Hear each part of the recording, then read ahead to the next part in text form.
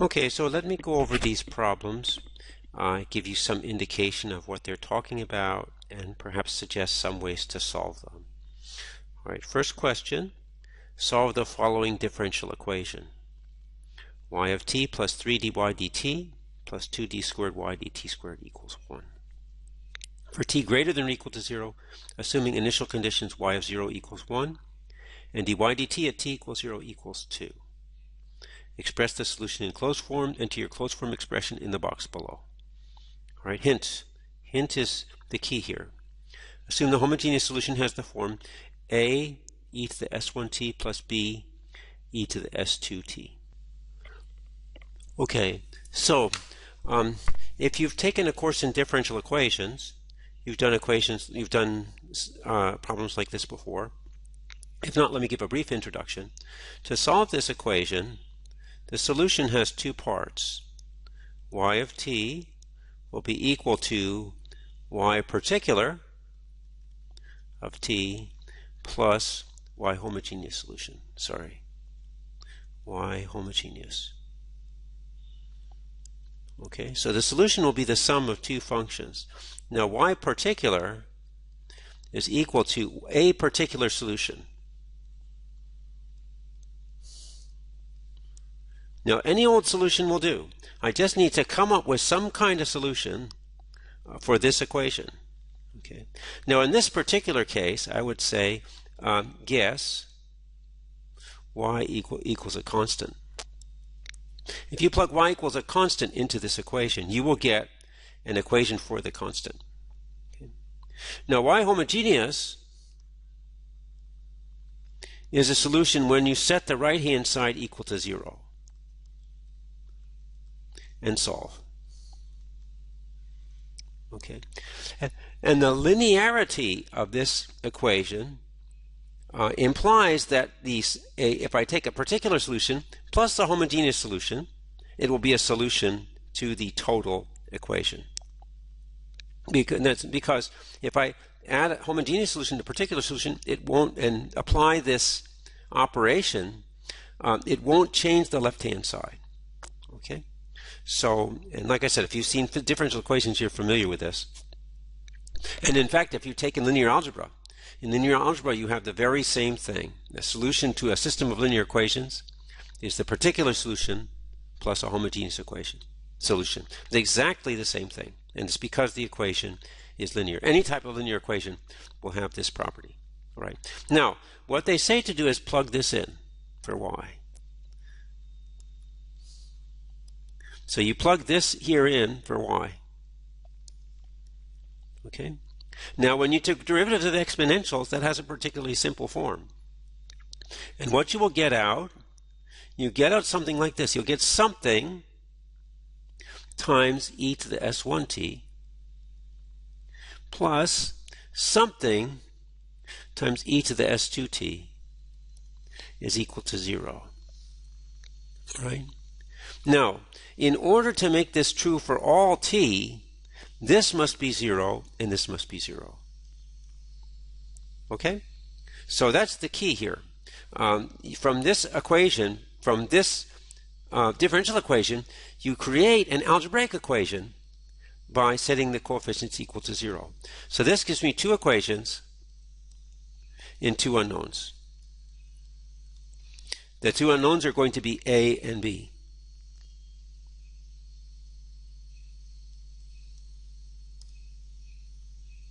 No, I'm sorry, the two unknowns are not going to be a and b. The two unknowns are going to be s1 and s2. And then you'll solve. Sorry about that. So that you should be able to get s1 and s2 from these two algebraic equations. Then finally, to get a and b,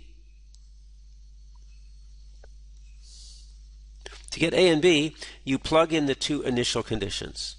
Okay. Plug into y of 0 equal 1 and dy dt of 0 equal 2. And that will give you two equations for a and b.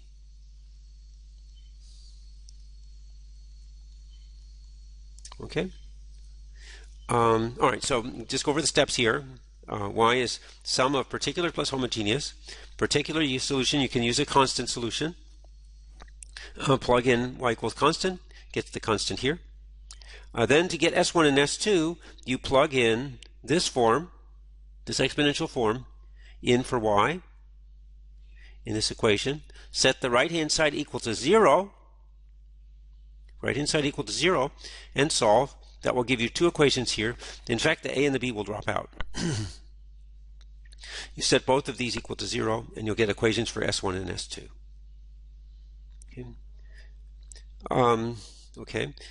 In fact, what you'll get, I think, is you'll get the same equation for S1 and S2, but it's a quadratic equation, so your S1 and S2 will be two roots of the quadratic equation. Okay. So to get a and b, you plug in your result into y of 0 equals 1, dy dt of 0 equals 2, and solve for a and b. Okay. All right. Okay, so that's problem 1. Now the payoff is, if you've done problem 1, then problem 2 should be straightforward, because you'd solve it exactly the same way. The first equation is a differential equation. This is a difference equation. Okay, instead of derivatives, you have shifts. Shift of y, y of n minus 1, y of n minus 2. All right. Now, so you solve this equation with these two initial conditions. Express the solution in closed form. Enter your closed form expression in the box below. In other words, your solution is going to look something like this, but a, b, and z1 and z2 will be definite numbers. Okay. All right. So what do you want to do here? Well, same thing, right? First, you take a particular solution. Okay. Find one particular solution of this. And again, you can assume that the solution is y equals a constant. If you plug y equals a constant in here, then you will get a equation for that constant. Okay. So assume your particular solution is a constant. And I'm not going to write this because it's really the same procedure as above. Right, then that's the particular solution. To get the homogeneous solution, you plug this form into the left-hand side and set the right-hand side equal to 0. Okay.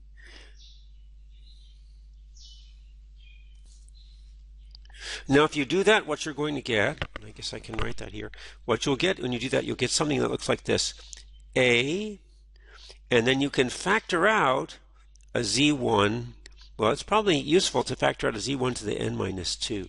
And you'll get another expression here, and then you'll get a plus b, z2, n minus 2, something like this, and that's equal to 0. So again, in order for this to be true for all z1 and all z2, I need to set both of these equal to 0. It turns out again that these will basically be the same equation, so you'll have two roots of a quadratic equation. Right? And then to get the specific values of a and b, you plug your result here for put those specific values of z, and with a and b as unknowns, you plug into these two equations, and then you can solve for a and b. Right? So that's number 2.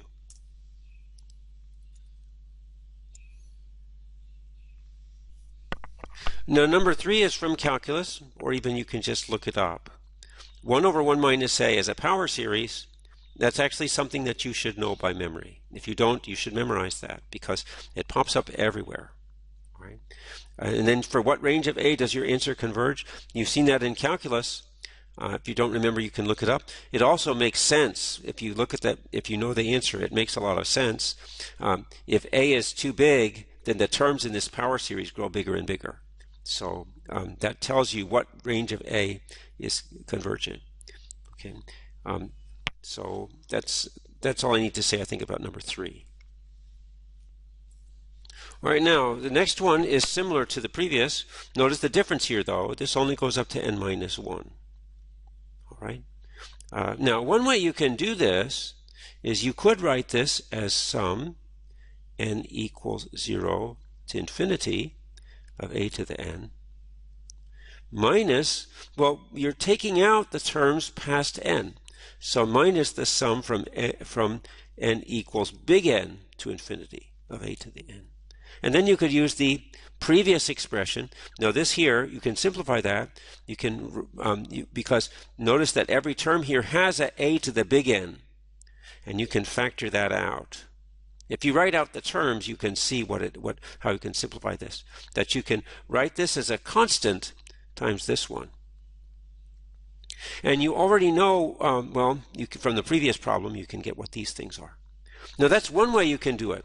There's another way to do this directly, and you can. There's a trick that is kind of a good trick to know. So you can look up the trick as well. But this is a well-known expression. And then be careful. This is kind of a trick question. For what range of a does your answer converge? Now, remember, this is a finite series. Okay, so you can think about what that means. What does it mean for a finite series to converge? Because current convergence does that even make any sense? Am I going on? Okay, good. All right, let's go on to the next one. All right, now for this one here, 1 over 1 minus a squared. You could do this directly using Taylor's series. There's actually a much easier way. In part A, you found a expansion for 1 over 1 minus a. Okay, so you have 1 over 1 minus a equals, and you can write that in terms of a summation. Now, take that expression for 1 over 1 minus a and take the derivative of both sides. Okay, so let me just write that out.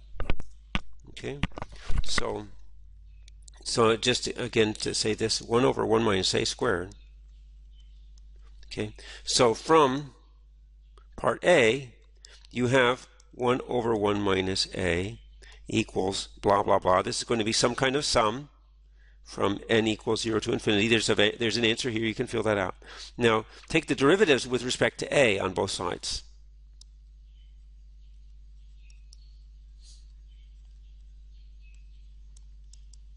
Okay. Now, if you remember, the derivative of a sum is the sum of the derivatives. So I have dda of 1 over 1 minus a here. Then I have the derivative of this here. And that's equals the sum of the derivatives. Okay. All right. All right. And that will give you a very nice power series expression. And for convergence, if you want to do convergence, you can do a ratio test.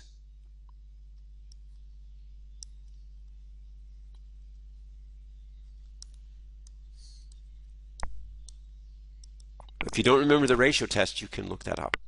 All right, but that's back from calculus days. All right, here we go. All right, so here we have continuous time transformation. So we're taking transformations of continuous time signals. Now this is actually high school math. What you're doing is you're taking transformations of functions. Never mind the word signal, it's just a function, right? See this funny shape function, okay? And as you could write this out piecewise if you wanted to, right? There's 1, 2, 3, 4, 5 pieces here. But it is a function defined on the real numbers, except for it's not really defined at 2, but in fact, this is not so good because he should say that 2, either the signal is up here or down here. Actually, in practice, signal processing people don't worry about that. All right, but the question is, how do you get this function from this function?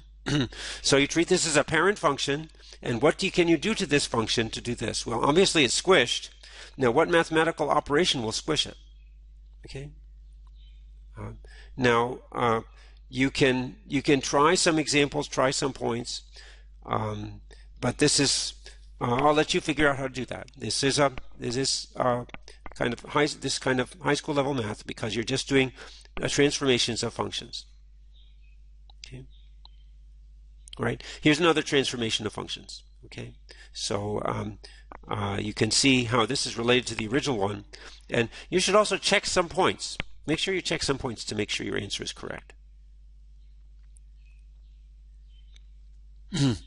Okay, so here what I suggest you do is graph it.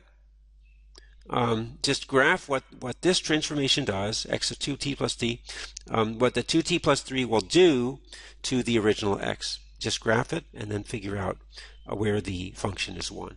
Okay, so I think that's probably the best way to do it, and it will also be good visualization.